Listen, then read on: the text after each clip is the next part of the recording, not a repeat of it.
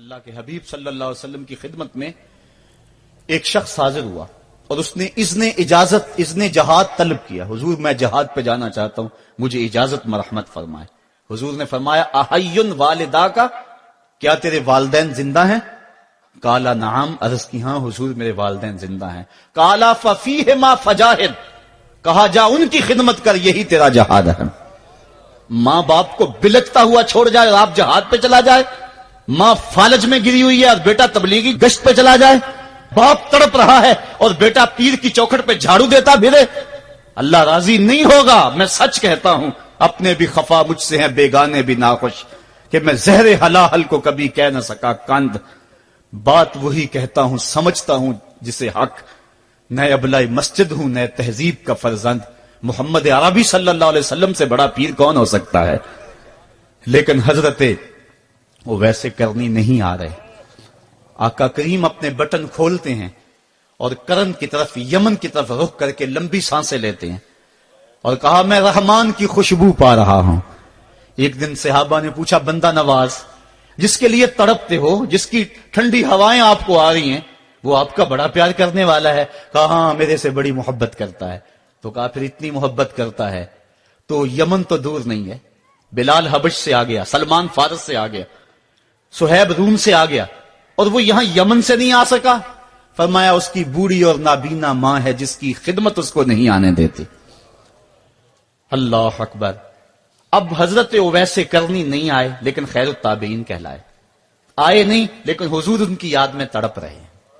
اللہ, بلکہ حضور نے فرمایا کہ کوئی جائے اویس بن عامر کو ملے, اور جب ملے تو اس کو کہنا میری امت کی بخشش کی دعا کرے. جو ماں باپ کی خدمت کرتا ہے اس سے ثابت ہوا اس کی دعائیں قبول ہوتی ہیں.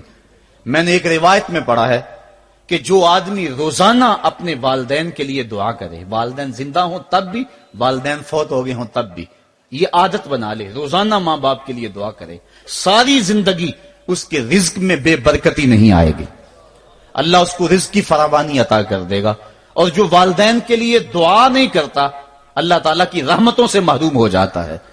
حضرت ابو ہریرہ رضی اللہ تعالیٰ عنہ جب بھی ہاتھ اٹھاتے تھے تو یہ دعا کرتے تھے, اللہم اغفر لابی ہریرہ ولأمی ولمن استغفر لہما, اے اللہ ابو ہریرہ کو بخش دے, حضرت ابو ہریرہ کی ماں کو بخش دے, اور قیامت تک جو ہم دونوں کے لیے بخشش کی دعا کرے اس کو بھی بخش دے. حضرت امام محمد بن سیرین ایک بزرگ ہوئے تابعی, جب بھی دعا کرتے تھے یہ دعا ضرور کرتے تھے, اے اللہ ابو ہریرہ کی بخشش کر دے. کسی نے کہا کہ تمہیں ابو ہریرہ رضی اللہ تعالیٰ نے ان کی ماں سے بڑی ہمدردی ہے. کہا ان سے جو ہمدردی ہونی ہے وہ تو ہونی ہے. انہوں نے کہا ہوا ہے اللہ ابو ہریرہ اور ان کی ماں کو بخش دے, جو ان کے لیے دعا کرے اس کو بھی بخش دے. تو میں دعا کر کے اپنی بخشش پکی کر رہا ہوں. تو والدین کے لیے دعا کرنا اللہ کی رحمت کو دعوت دینا ہے. تو فرمایا کہ جاؤ اویس بن عامر کو جانا اور جا کے اس کو میری امت کے لیے دعا کا کہنا. حضرت سیدنا عمر فاروق حضرت علی المرتضیٰ گئے, جا کے ڈھونڈا تلاش کیا, اویس بن عامر ملے, حضور کا سلام کہا, بس پھوٹ پھوٹ کے رونے لگے. کہا بتاؤ میرے رسول کے لبوں پہ میرا نام کیسے آیا تھا, حضور میرا جب تذکرہ کرتے تھے کیسے کرتے تھے. یہ درد دیکھا تو بولے کہ کیا آپ اتنی محبت رکھتے ہیں تو پھر ملنے کیوں نہیں آئے حضور کو, اتنا جو پیار رکھتے ہیں تو زیارت کرنے کیوں نہیں آئے. تو حضرت اویس کرنی نے بات کے رخ کو بدلا, کہا تم نے میرے رسول کو دیکھا, تم نے میرے رسول کی زیارت کی ہے؟ کہا ہاں ہم تو صبح و شام وہاں رہے ہیں. کہا پھر بتاؤ حضور کے یہ ابرو جڑے ہوئے تھے یا کھلے ہوئے تھے؟ اب دونوں حیران ہو گئے. کہا تم نے تو دیکھا, میں نے تو دیکھا نہیں, تم بتاؤ نا, پھر میں تو گیا نہیں, مجھے کہتے ہو گیا نہیں, تم بتاؤ حضور کے ابرو جڑے ہوئے تھے یا کھلے ہوئے تھے؟ حیران ہیں. کہا حضور آپ ہی بتلائیے. کہا کوئی دور سے دیکھتا تو جڑے ہوئے نظر آتے, قریب آ کے دیکھتا تو کھلے ہوئے نظر آتے. یہ وہ ہے جو ماں کی خدمت کرتا رہا اور حضور کے دربار میں حاضر نہیں ہو سکا, لیکن حاضری اس کی تھی, وہ جہاں بھی تھا وہ نبی کے قرب میں تھا. تو اس لیے ماں باپ کی خدمت اتنا بڑا وظیفہ ہے. حضرت بایزید بستامی کہتے ہیں میں نے حق معاف کروا لی اپنی ماں سے, کہ ماں تیرے حق ادا کروں یا اللہ کے حق ادا کروں, تو مجھے اپنے حق معاف کر دے, میں اللہ سے اپنے حق معاف کروا لیتا ہوں, اپنی اللہ کو راضی کر لیتا ہوں. جنگلوں میں گھومتے رہے, 12 سال بیت گئے. ایک دن دوبارہ آئے, بستام کی سمت سے گزرے, خیال آیا چلو ماں کو سلام کر جاؤں. तहज्जुद का वक्त था, रात का वक्त था, दरवाजे पे खड़े रह गए कि मेरी मां सोई होगी, मैंने कभी कोई खिदमत नहीं की मां की, तो अब उठा के तकलीफ क्यों दूं। सारी रात खड़े रहे। जब तहज्जुद का वक्त गुजरा तो नाली से पानी आया, समझ गए कि मेरी मां तहज्जुद के लिए उठी है। दरवाजे के करीब हो गए तो मां ने हाथ उठा लिए, कहा अल्लाह मेरा बेटा बा यजीद तेरी तलब में निकला हुआ है, मैंने उसे अपने हक माफ कर दिए, तू उसको अपना विसाल अता कर दे। हजरत बा यजीद दरवाजा खटखटाने लगे और मां के कदमों में लिपट गए और रो के कहने लगे जिस रब को मैं जंगलों में तलाश करता हूं वो तो रब मेरी मां के पास है। तो मां की दुआओं में अल्लाह की रिजा है, मां राजी हो जाए तो समझ लो खुदा राजी है। अल्लाह ताला जल्ला शानहू ने इरशाद फरमाया वक़दा रब्बुका अल्ला ताबुदू इल्ला इय्याहु, तेरे रब ने यह तय कर दिया है कि उसके अलावा किसी की पूजा नहीं करोगे।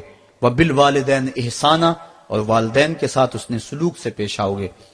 इम्मा यबलुगन्ना इंदकल किबरा अहदुहुमा औ किलाहुमा फला तकुल लहुमा उफ़्फ़िन वला तनहरहुमा, अगर तेरे पास दो या दोनों में से एक बढ़ापे को पहुंच जाए तो फिर उनके सामने तूने उफ भी नहीं कहनी और ना उनको झिड़कना है और उनसे नरम लहजे में बात करनी है। जब मां बाप जवान हो, बच्चों की जरूरियात पूरी कर रहे हैं, उनके तालीमी अखराजात और उनके मुआशी सारे मामलात दुरुस्त कर रहे हो, तो उस वक्त तो वालिदैन की बच्चे ताजीम करते ही हैं। इम्तिहान उस वक्त शुरू होता है जब मां बाप बूढ़े हो जाते हैं और चलने फिरने की सख्त भी नहीं रहती, सिर्फ सांस की एक डोरी लटकी रहती है। और जिस तरह बच्चा अपने बदन से मक्खी भी नहीं उड़ा सकता था, अब यह हालत मां बाप पर आ गई और बच्चे की तरह मिजाज चिड़चिड़ा हो गया। जमाने के हालात बदल गए, लेकिन मां की पुरानी, बाप की वो पुरानी रवश है, वो उसी अंदाज में उसी डगर में बात करता है। ये आजमाइश के दिन है, ये इम्तिहान के दिन है। अब देखना है वालिदैन की इस वक्त ताजीम कौन करता है। फरमाया इम्मा यबलुगन्ना इंदकल किबरा, अगर तेरे पास वो बढ़ापे को पहुंच जाएं, दोनों पहुंच जाएं या तेरी खुशकिस्मती कि दोनों में से एक पहुंच जाएं या दोनों पहुंच जाएं, तो फिर उनकी तूने ताजीम करनी है। क्या कैसे ताजीम करनी है? फला तकुल लहुमा उफ़्फ़िन, तूने उनको उफ भी नहीं कहना। हजरत इमाम फखरुद्दीन राजी के हवाले से मैं आज ही सुबह या गुज़श्ता शब उफ की तशरीहात देख रहा था। उन्होंने 12-13 अकवाल बयान किए हैं, लेकिन 2 कौल फरमाते हैं। उफ ये है कि इंसान के बदन के ऊपर जो शफाफ रहता हो, साफ रहता हो, मट्टी पड़ जाए, रेत का जर्रा पड़ जाए तो उसको फूंक मार के उसको हटाता है, तो वो फूंक से जो आवाज पैदा होती है उसको अरबी में उफ कहते हैं। तो फिर उफ हर उस चीज के लिए मनकूल हो गया जो नापसंदीदा है। एक तो कौल ये है कि वालिदैन के सामने इस एहतियात से रहो।